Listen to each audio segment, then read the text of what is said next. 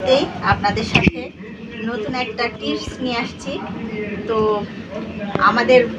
আমার বন্ধু বা বান্ধবী, আন্টি বা আঙ্কেল, তো যারা শহরে বসবাস করেন তাদের ক্ষেত্রে কানস মাছ পরিষ্কার করা অনেকটাই কঠিন হয়ে যায়। তো পেঁপের পাতা আনছি 2টা। তো একটা পেঁপের পাতা হলেই হয়ে যেত এই মাছটা পরিষ্কার করা, শিং মাছ। তো আসসালামু আলাইকুম, আপনারা সবাই কেমন আছেন? আশা করি যে যেখানে আছেন সুস্থ আছেন, ভালো আছেন।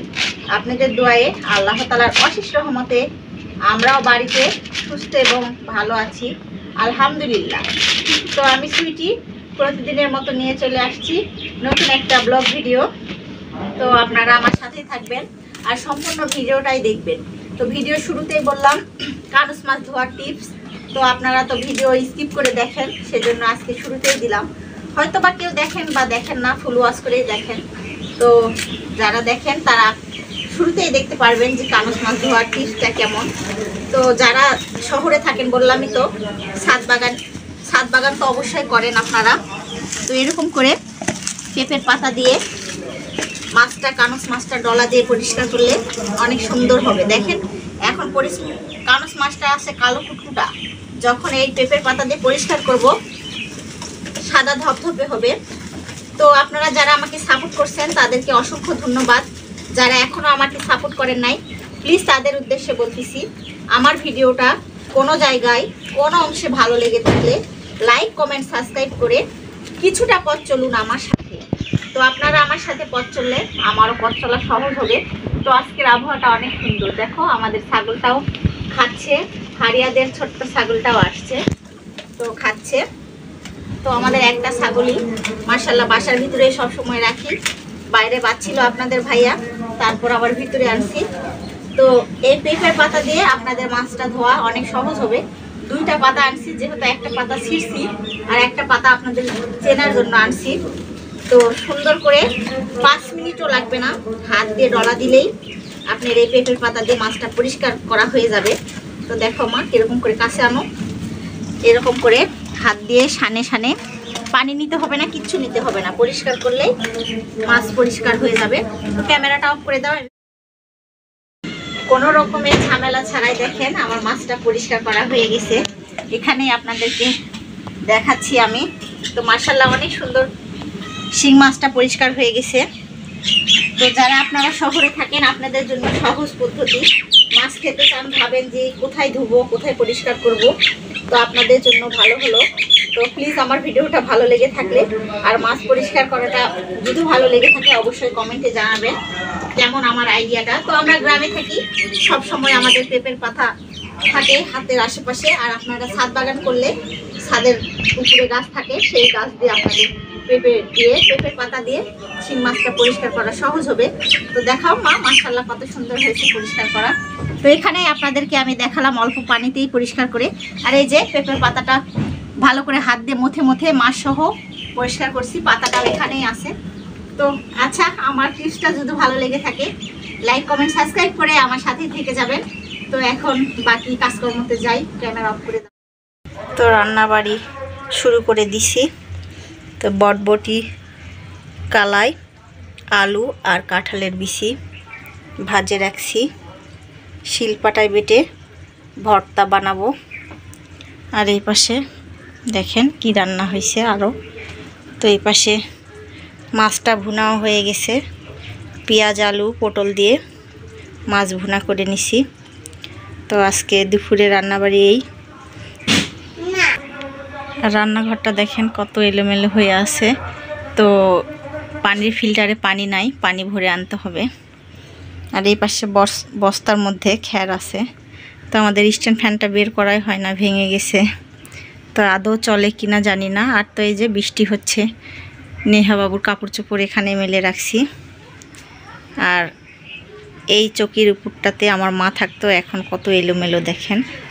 তো ছড়ায় ছিটায় আছে জিনিসপত্র। আর এই যে কচুর মুখা আবারও আনছে আপনাদের ভাইয়া, ভর্তা আপনাদের ভাইয়াকে অনেক ভালো লাগছে সেজন্য।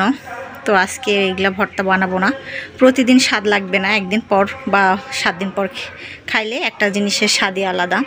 তো আমাদের এখানে জানি কিসের ভোট হচ্ছে, মাইকেতে বলতিছে সেগুলো হয়তো বা শোনা যাচ্ছে। তো এখন রান্না শেষ, এটা এখন শিলপাটায় বেটে নিয়ে আসি। সকালে রান্না বাড়িটাই অনেকটা ঝামেলার ব্যস্ত। তো আপনারা কি মনে করেন জানি না, কিন্তু আমি সকাল সকাল সবসময় রান্না করার চেষ্টা করি, যেহেতু বাসায় ছোট বাচ্চা আছে। তো বাচ্চারা বাসায় থাকলে কাজকর্মের একটু সমস্যায় হয়, যাদের আছে আপনারা তো তারা জানেনই। তো আবার ওই পানিটাতে দেখেন, পেটের পানিতে আবারও একটা নতুন কাপড় লাগাইছি। তো এখনও আপনাদের ভাইয়াকে ছাঁকনি আনতে বলতেই ভুলে গেছি। তো যাই হোক, গতকালকে কাকি কাঁঠাল দিছিল, সেই কাঁঠালটাই আমরা খাইছি আর বিচিগুলো এখানেই রাখছি। তো যেহেতু ভাবি আর আমাকে বলছিল যে মা তোমরা কাঁঠাল খাও আর বিচিগুলো আমাকে দিও। তো এরকম তো নোংরা বিচি দেওয়া দিতে গেলে কেমন একটা নিজের কাছেই খারাপ লাগবে। তো সেজন্য এখন ধুয়ে পরিষ্কার করব, পরিষ্কার করে কাকিকে এই বিচিগুলো দিয়ে আসবো। তারা হয়তো কাঁঠাল খেতে পছন্দ করে না, কাঁঠালের বিচির তরকারি খেতে পছন্দ করে। তো এই সিজনে শুধু কাঁঠালের বিচি এক পাওয়া যায়। তো কাকিরা বলছে যে দিয়ে গেলে আমার ভর্তা ভাজি খাওয়ার সুবিধা হবে। তো সেজন্য এখন কাঁঠালের বিচিটা ধোয়ার জন্য বসছি। তো পরিষ্কারটা করেই কাকিকে দিলে কাকিও খুশি থাকবে আর আমাদেরও নাম হবে যে যাই হোক ছেলের বউয়েরা কাঁঠাল খাইছে, বিচি চাইছিলাম দিয়ে গেছে পরিষ্কার করে, আসলে একটা প্রশংসা। তো আমি সব সময় কাজ করতে ভালোবাসি, যতই আমার ঝামেলা হোক, কেউ যদি আমাকে কাজ করার জন্য ডাকেও আমি মনে করি তার কাজে একটু হেল্প করলে তারও একটু তাড়াতাড়ি হবে। তো আসলেই সবাই একসঙ্গে মিলেমিশে থাকাটাই উচিত। আপনার কাজে আর একজন হেল্প করবে, আমার কাজে আর একজন হেল্প করবে, এরকম করেই দুনিয়াটা। তো যাই হোক, কাঁঠালের বিচিটা এখন পরিষ্কার করে নিই। ধোয়া শেষ, তো ভাবলাম একটু যাতে দেরি হবে, তো এই নেট ব্যাগের মধ্যে ঝুলায় রাখলাম, পানিগুলো ঝরে পড়ে শুকায় থাকবে। তো যাতে একটু দেরি হবে, আর আবহাওয়াটা অনেক খারাপ। তো সব কাজকর্মগুলো ধীরে ধীরে করব। তো এখানে ছাগলটাকে বাঁধা ছিল, কত এলোমেলো করছে। আপনাদের ভাইয়া 2-8টি ঘাস ছিল কেটে রেখে গেছে, তো ছাগল খাই নাই। আর এই পাশে গতকালকে দেখেন কাঁঠালের ফোতনাগুলো ছাগলকে খেতে দিছিলাম, তো এগুলাই নষ্ট করছে। আর আমাদের এখানে ক্লাবে কি যেন ভোট হচ্ছে, তাই না বাবু? শব্দ শোনা যাচ্ছে। এটা তো লাটাই, ঘুড়ি কোথায়? তো এটা নুসরাত বাবু ছোটবেলায় ঘুড়ি উড়াতো আর বাবার সঙ্গে অনেক বলতো বাবা আমাকে ঘুড়ি বানাই দাও। তো আপনাদের ভাইয়া বলতো আম্মু তুমি ছেলে মানুষ তো না, তো আমার বাচ্চারা আর বাবার কাছে যা চায় তাই আর বাবা করে দেয়। আপনাদের ভাইয়া বানাই দিছিল, তো সেটাই বাবু কয়েকদিন নিয়ে বেড়াইছিল। আর এখানে কাপড়গুলো থাক, যেহেতু রোদ নাই, থাকে বৃষ্টি আসছে, থাকেই রোদ। এখন এই ছাগলে দেখো কত পায়খানা করছে, এই কাজগুলো এখন করে নিব। তো ছাগলটাকে বাইরে বাঁধে আসছি আর এখন ছাগলের উঠানটা পরিষ্কার করে নিব। হয়তো বা বৃষ্টি আবার আসতে পারে, আকাশের কালা তো আর বোঝা যায় না। তো সেজন্য ঝাড়ু দিয়ে নিচ্ছি, পরিষ্কার করে রাখলে বৃষ্টি আসলে আবারও ছাগলটাকে উঠানো যাবে। সেজন্য কাপড়গুলো এখানে আছে। আম্মু তুমি ক্যামেরা অফ করে দাও, অনেক সাউন্ড শব্দ, কিছুই বোঝা যাচ্ছে না কথা। তো আমি এটা পরিষ্কার করে নেই, তুমি ক্যামেরা অফ করো। বাড়ির সব ঝাড়ু দেওয়া শেষ, ময়লা সব এখন বাইরে আনছি ফেলে দেওয়ার জন্য। তো আসলে প্রকৃতিটা অনেক সুন্দর। তো দেখেন বৃষ্টি হয়ে এত জঙ্গল হয়েছে, আর এপাশে আমাদের এপাশে নতুন বিল্ডিং হচ্ছে, অনেক বিল্ডিংয়ের শব্দ, আপনি কোনো কথাই বলতে পারবেন না, শোনাই যাচ্ছে না সব কিছু। তো আমাদের কলার গাছগুলোতে কত জঙ্গল উঠছে দেখছো। আর আবহাওয়াটা আজকে অনেক সুন্দর, নয় ঠান্ডা নয় গরম, কত সুন্দর। আমাদের কলোনিটা ফাঁকা ফাঁকা না বাবু? সেই সুন্দর ফাঁকা ফাঁকা লাগতেছে কলোনিটা। আর গাছগুলো যে এত সবুজ সবুজ হয়ে আছে দেখার মতো, তো খুব ভালো লাগতেছে। আমাদের জায়গাটা যতই ভাঙাচুরা হোক আমাদের কাছে অনেক ভালো লাগে। তো এখন ময়লা ফেলা হয়ে গেছে, তো বাসায় এখন যাবো। আমাদের বাড়ির আশেপাশেটা দেখেন অনেক সুন্দর, সবুজ, কত সুন্দর লাগতেছে। যত ভাঙাচুরা হোক আমাদের কাছে আমাদের এই জায়গাটা অনেক সুন্দর। তো আব্দুল্লাহ বাবু দেখেন সাইকেল চালাচ্ছে, তো সবাই রুমে রুমে হয়তো বা ভিতরে আবার রোদ উঠছে, কাকিদের গরুটা বাইরে বাঁধছে। তো যতই ভাঙাচোরা হোক, যাই আমরা যেখানে বাস করি তার কাছে তার জায়গাটা অনেক সুন্দর লাগে।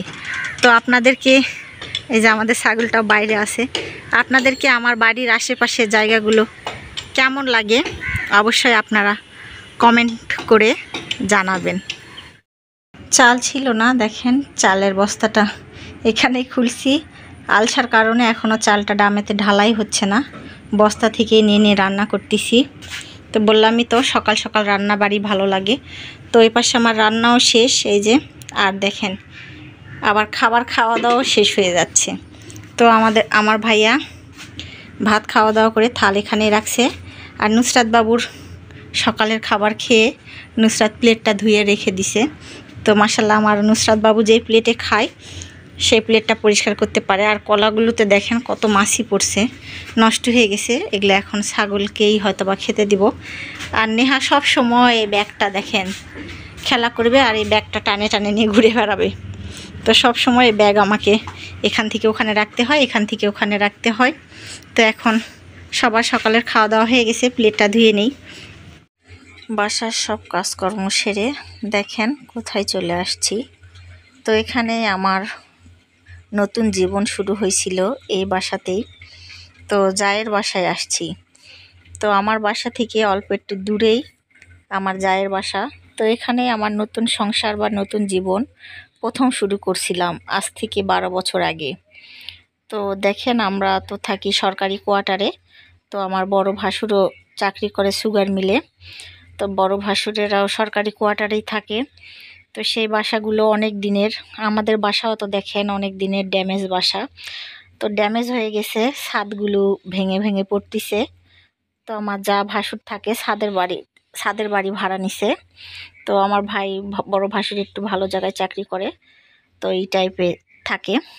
তো সেই ছাদগুলো ড্যামেজ হয়ে পড়ে যাচ্ছে। তো এখন আমার ভাস্তা, তো ভাসুরের 2টা ছেলে, তো 2টা ছেলে বিয়ে শাদী করছে। ছোট ছেলের বিয়েও হয়ে গেছে, বাবু হয়েছে। তো ছোট বাবু বাসায় আসলে কখন ছাদের টুকরো ভেঙে পড়ে সেই ভয়ে এখন থাকতে হলে তো আমাদেরকে বাসাগুলো পরিষ্কার করে নিতেই হবে, নিজের থাকার মতো পরিবেশ করে নিতে হবে।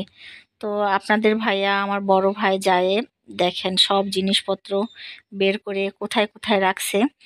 তো একটা বাসায় কাজ করতে গেলে ঘর বাড়ি অনেক এলোমেলো হয়ে যায়। তো এখানেই আমার নতুন জীবন শুরু হয়েছিল। এই বাসায় আসলে আমার অনেক স্মৃতি ভেসে ওঠে। তো যাই হোক, দুপুরবেলা হয়ে গেছে। তো মিস্ত্রি ভাইও আমাদের দুলাভাই হয়, দুলাভাই করে ডাকি। তো দুলাভাই ভাত নিয়ে আসছে। তো ভাবি আর আমি মিলে খেতে দিলাম। দেওয়ার পর ভাবি আর একটা ভাই ভাত সাজা আনে নাই, বলতেছে এগুলাই ভাগাভাগি করে খাবো। তো আমরা বললাম কেন, আমার যা ভাত রান্না করছে তো সেগুলাই দিয়ে ভাবি আর আমি খেতে দিলাম। তো আমিও আজকে যা রান্না করছি আমার যাও তাই রান্না করছে বড় ভাবি। তো শিং মাছ ভাবি রান্না করছে, ডাল করছে, করলা ভাজি করছে। আর দুলাভাইও বাসায় থেকে ভাত আনছে, আলু ভাজি, ডাল, আরও কি যেন মাছের তরকারি। তো যাই হোক ওগুলা দিয়ে খেতে দিলাম। তো দুপুরের খাবারটাই খাচ্ছে। তো এখানে বললাম না দীর্ঘদিনের স্মৃতি আমার ছিল।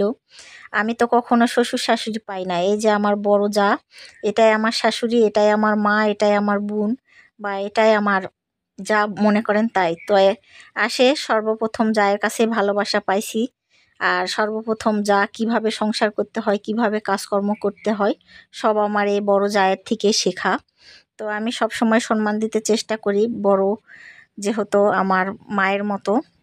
তো আপনাদের ভাইয়াও তো ইতিম জানেন। তো আমার এই বড় জায় আপনাদের ভাইয়াকে মান সম্মান করছে, বিয়ে শাদী দিছে, চাকরি বাকরি দিছে। তো আপনারা আমার জায়ের জন্য সবাই আমার ভাসুরের জন্য দোয়া করবেন যেন তারা সুস্থ থাকে। তো আরও আমার জীবনের স্মৃতি বা আপনাদের ভাইয়ার গল্প আপনারা যদি শুনতে চান অবশ্যই আমাকে কমেন্টে জানাবেন।